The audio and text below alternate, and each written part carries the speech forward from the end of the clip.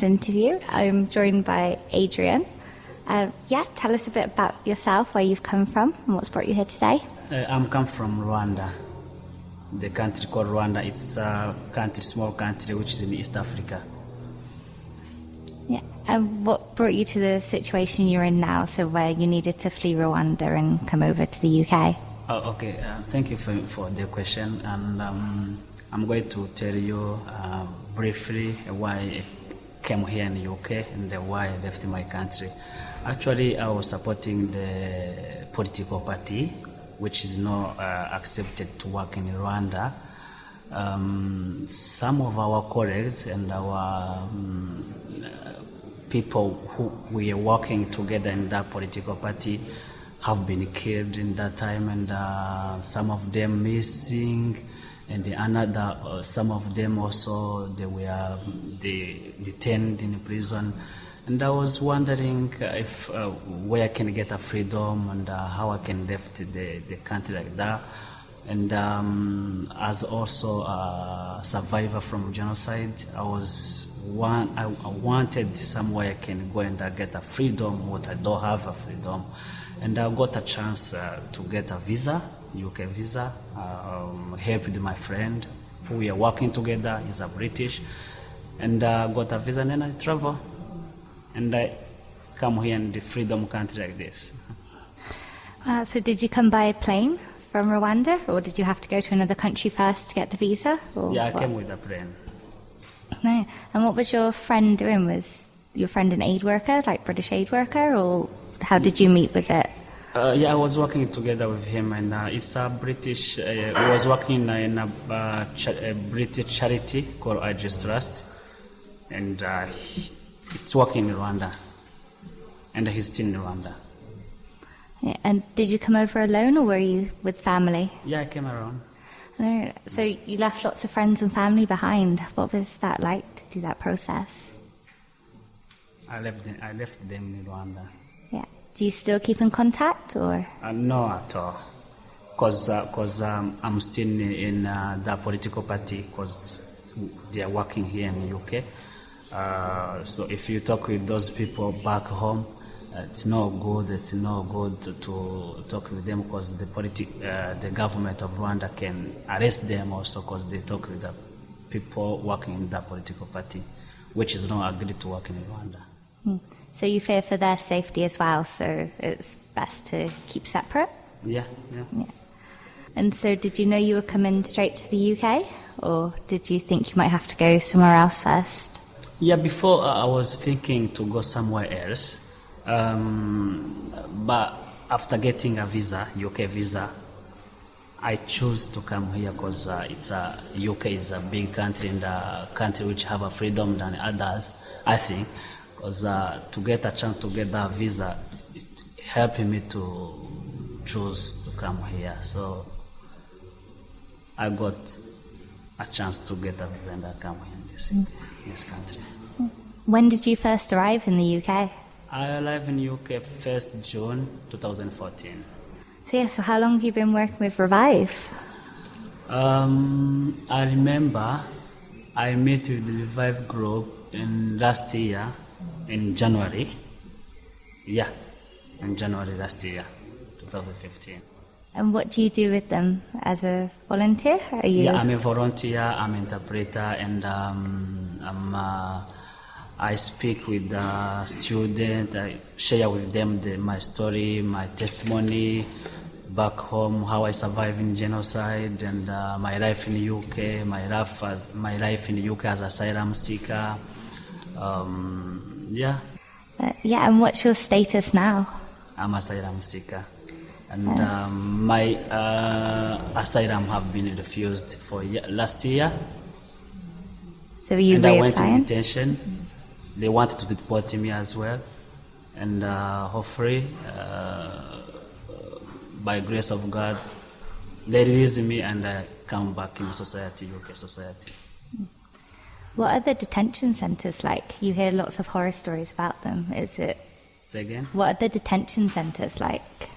A detention centre, it's like a prison. So, because how it look like, And I was asking also the people who working there, officers. Yeah, they told me that the detention center was a prison, a women prison. So how the door is, how they lock you in, it's a prison as well. But they change names, but it's a prison. How the room is, how the people lock in, it's a prison. How long were you there? When they are 3 months. Wow, okay. That's a long time to be held. Yeah. It was a very bad situation there at that time. I remember. Because I was thinking also going back home, going back where I left, where my life was in danger, and my life was too bad in that time. Brilliant. Oh, thank you ever so much for talking to us today and sharing your story. Thank you very much. Brilliant. Thank you. Thank you. So we have our last interviewee today. You're very welcome. Perhaps you could give us your name as well? My name is Diane. Diane. Well, thank you once again, Diane, for giving us your time today. Perhaps a little bit of your own backstory. So, first of all, where are you from, Diane? I'm from Democratic Republic of Congo. The Congo. Yes. Beautiful, beautiful place. I watched a documentary very recently about the Congo, a nature program. Very beautiful. Thank you. Must be very difficult to leave. Yes. Yeah, I'm sure.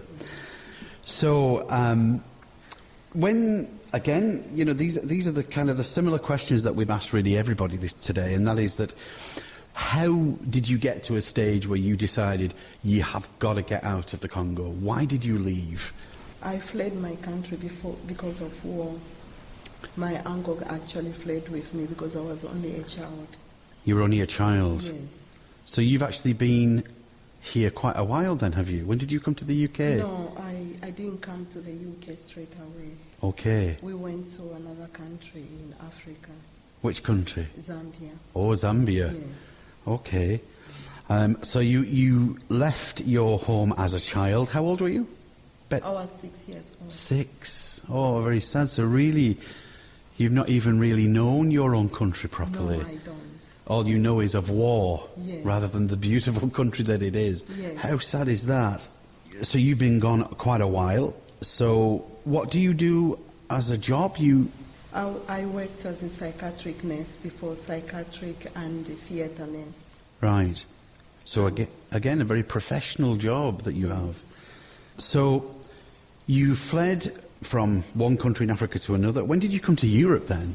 I came to the UK in 2002, December 2002. All right, so you've been here nearly 14 years then. Almost 14 That's quite a years, long time. yes. And what situation are you in? Are you still an asylum seeker after all these years? I'm still waiting, yes, Yeah. after all these years. It's a long process. It is. It's sad that it takes so long, really. It really is. Okay, so what family did you leave behind? Obviously, I left everyone behind. everyone. Have Yes. you brothers and sisters? They are all scattered around the world now. Ah, so they all had to leave. Yes, but And what about mum and dad? my parents, my father died. Back in the Congo, Yes. right? And what about mum? My mom is still alive, but she's no longer in Congo. Right. She fled as well. She's in Zambia now. And are you in contact with the rest of your family? Not really, no. Okay, that must No, be very it's very difficult difficult. too. Yeah, I'm sure. But I also know that, again, you know, we introduced Revive at the beginning of this set of interviews as it's a charity that works with asylum seekers, and you know, that's where really we've gathered these people together today. So you work with Revive as well? Yes, I do. I'm an administrative assistant and I'm a campaign activist. I also speak for Revive. I'm a speaker. Right, very good. And how long have you worked for Revive? It's almost 2 years now. Right. Yes. Would you... Question that's just really occurred to me. Would you like to go back to the Congo? I mean, you've been gone such a long time. I don't actually know my country. That is so sad. Yes. Yeah. Because, Because the war is still raging on in the Congo. yes, it is. It is. You think they would... I just lost my brother in January. He was massacred. And he was still back in Congo? Yes, he was back in Congo. He was only 28 years old. Oh dear. And again, you know, you're not able to go to his funeral. No. You're not really able to grieve properly. But again, you know, he's a brother that, because of your situation, you didn't really know him too well. No, I never knew him, actually. That is tragic, really. You know, and again, I think for our listeners here in the UK, and many of those that listen to us in the what we call the first world, you know, these are the things I think that people never really think about, you know, that you have siblings that you have never known. Yes. Because, you know, you've left the Congo such a long time ago. It's very sad indeed. That's true. So, you travelled with your uncle. Is he still living? My uncle died. And where was he when he died? He died in Zambia. In Zambia? Yes. So, let's go back to Zambia. How did you then survive after your uncle's death? It was quite a struggle, actually. I bet. Yes, it was. And how old were you when he died? I was a teenager. A teenager. Yes. So a teenager who has fled her country, who has lost the only family she knows with her uncle, a young teenager in a foreign country thinking, where do I go from here? Yes. So how did you then eventually come to the UK? It was after I went to South Africa. Right. I managed to go to South Africa. And how did you get And then from Zambia to South Africa? Was that... Because I was already, I worked so hard, I had to struggle. Yeah.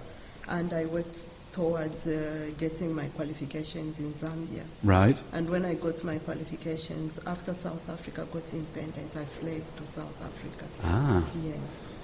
So you were obviously watching the political situation in Yes. South Africa. Yes. That was a good opening really for you. So from South Africa then you decided to go where? Was the UK next? I worked in South Africa just for a few years. Yeah. And then I came to this country. Right. Yes, because it wasn't safe for me to stay in South Africa. So some of my relatives were still involved in politics.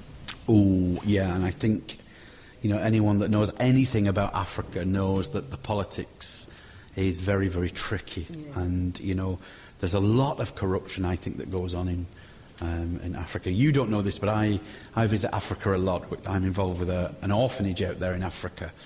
And so I do see some of the red tape that goes on. Yes. So, well, I am very pleased that you are here in the UK. I hope that at some stage your status changes, that you are able to stay without the worry of, you know, being ejected from the UK, because that obviously, for all asylum seekers, that is obviously a worry that is that is constantly with you. Yes. So I hope that your status changes and that you get permanent residence. Yes. So, Diane, thank you once again for your time. Thank you so much. Okay, thank you very much. So if those last two recordings sounded a little bit odd, that was my fault. I was trying to tweak things, editing things here, trying to get rid of the sound of that aeroplane. But so I do apologise once again for the dreadful sound. Cornerstone, if you remember, I chatted with a member of the Cornerstone staff. I did a complete interview with her. But one of the things that she didn't say, and I know Cornerstones quite well, but I didn't know that Cornerstones also is involved with asylum seekers and refugees and helping them out.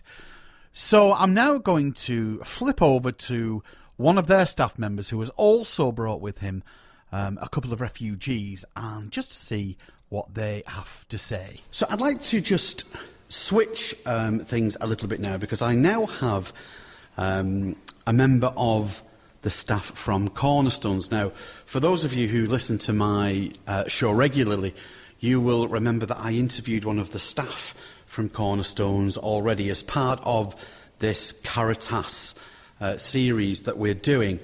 So I've got with me a member of staff, another member of staff. This is Julian. Hello, Julian. Hello. Okay. And I also have two people. I've got Tariq and Puye. Hello, gentlemen. Hello. Okay. Now, Julian, perhaps if you could just introduce our two guests and tell me why we're talking to them today. Okay, Hoya came into Cornerstone last year. Can't quite recall the date.